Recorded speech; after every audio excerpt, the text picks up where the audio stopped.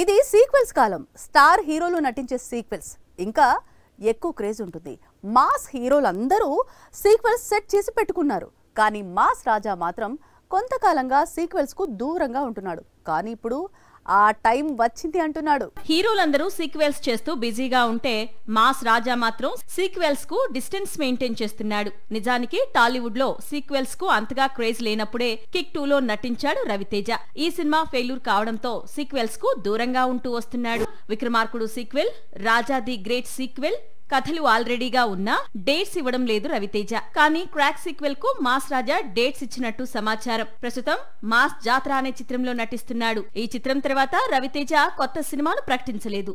Mad square director Kalyan Shankar తో movie lock అయింది, కానీ ఇంకా ప్రకటించలేదు.